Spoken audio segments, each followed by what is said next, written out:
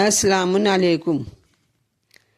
پیغمبر اسلام معاذ اللہ طہارت کی محتاج نہیں کہ کوئی آپ کو بتائے، دنیا آپ کے در سے طہارت کی بھیک مانگتی ہے۔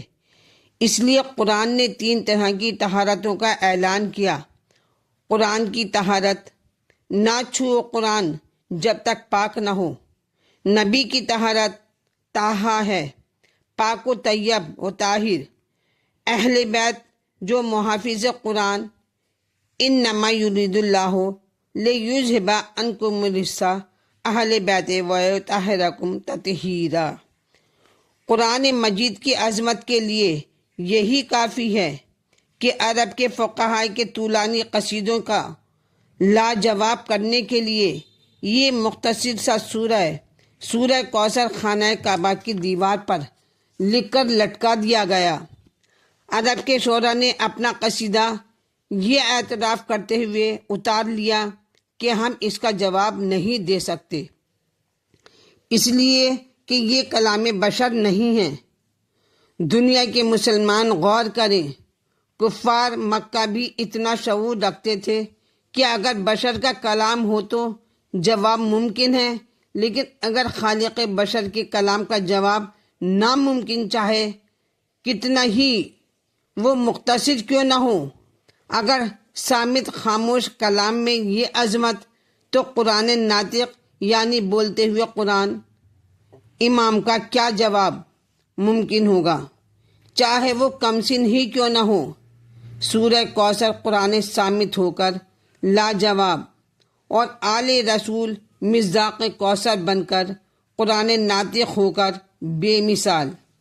یہ دنیا آج تک نہ قرآن کا جواب لا سکی، نہ صاحب قرآن محمد والے محمد کا جواب لا سکی۔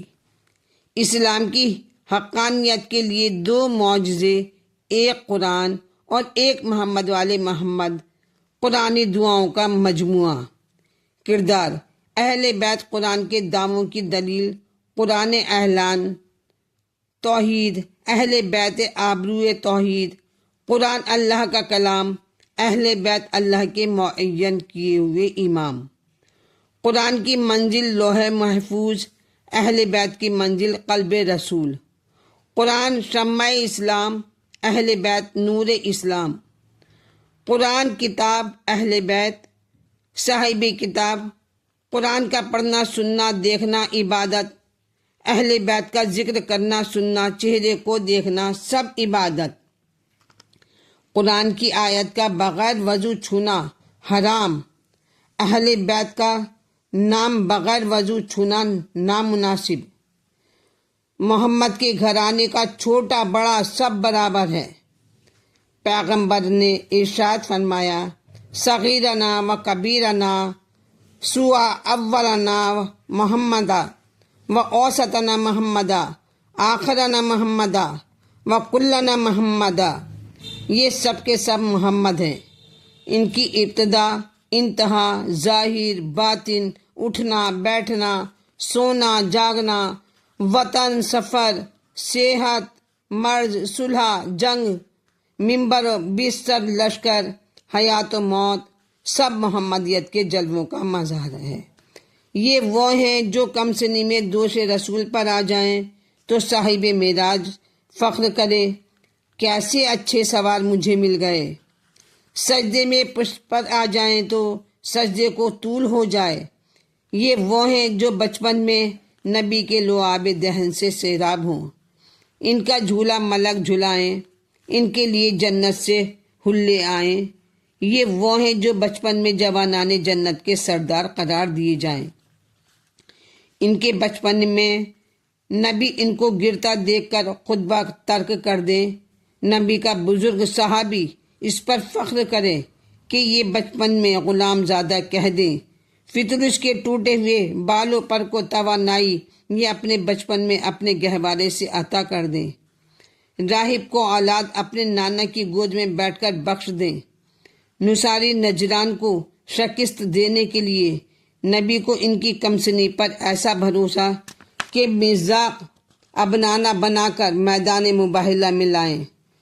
نجران کے عیسائی علماء اس پر مزید کہ جناب عیسیٰ خدا کے بیٹے، قرآن کا اعلان، حضرت عیسیٰ خدا کے بندے، آیات قرآن نازل ہوتی رہیں، نبی جیسا قاری قرآن آیات سناتا رہا، 80 آیتیں اتری، نبی نے خود سنایا، عیسائیوں کو نہ ماننا تھا نہ مانے، خدا کا رسول اب کیا کرے، کیسے دعوی قرآن کو منوائے۔ حکم ہوا، میرے حبیب یہ قرآن صامت سے قائل نہ ہوں گے، قرآن ناطق کے پاروں کو لاؤ۔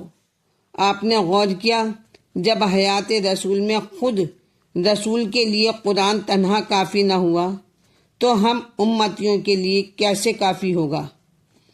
نبی نے مباہلے کا اعلان کیا، آیت عرش سے اتری، نبی نے فرش پر مباہلے کا انتظام کیا، سلمان کو حکم دیا مدینے سے باہر سایہ کرو، ہمارے اہل بیت مباہلہ کے لیے آئیں گے۔ کل ایمان، جان ایمان، روح ایمان کی آمد کی تیاری اس کے سپرد کر دی گئی، جو ایمان کے 10 درجے پر فائز تھا۔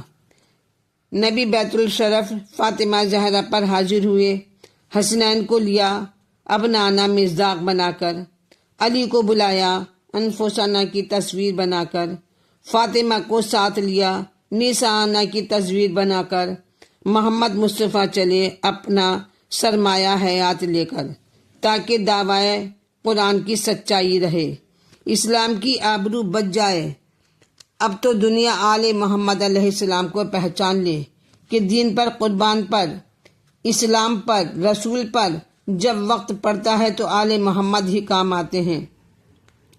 نبی نے کاروان مباہلہ کو مرتب کیا، نبی کے پیچھے چادر عصمت و طہارت میں لپٹی ہوئی فاطمہ نقش قدم رسول پر قدم رکھتی ہوئی، آپ کی پشت پر کل ایمان مولود کعبہ، انفسانہ کا مصداق بنے ہوئے آپ ذرا کاروان مباہلہ کی شان تو دیکھیں کہ فاطمہ زہرا قلب کا کارواں ہیں، رسول آگے ہیں، قدم کے نقوش خاک مدینہ پر نمایاں ہوئے تو فاطمہ نے اپنا قدم بے قدم رسول پر رکھ دیا، یعنی دنیا پہچان لے کہ فاطمہ ہم قدم رسالت ہیں۔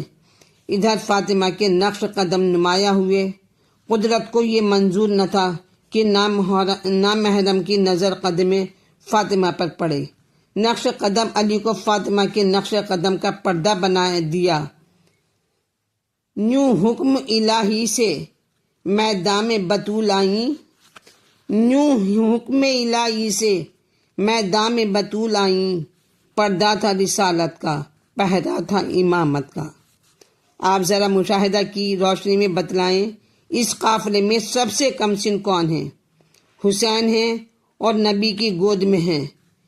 فطری طور سے نبی جب نصارہ کے سامنے پنجتن کو لائے تو سامنے سے نصارہ کی نظر سب سے پہلے حسین پر پڑی ہوگی، جو نبی کی آغوش میں تھے۔ نصارہ نے قافلہ مباہلہ کے سب سے کم سن مجاہد کو دیکھا، جلال حسین نے لرزہ پیدا کر دیا، چیخ اٹھے، واللہ ایسے چہرے دیکھ رہے ہیں کہ اگر یہ بددعا کریں تو دنیا میں ایک عیسائی بھی نہ رہ جائے، ہم ہرگز مباہلہ نہ کریں گے۔ لیجیے نبی اور نبی کے گھر والے فاتح ہوئے۔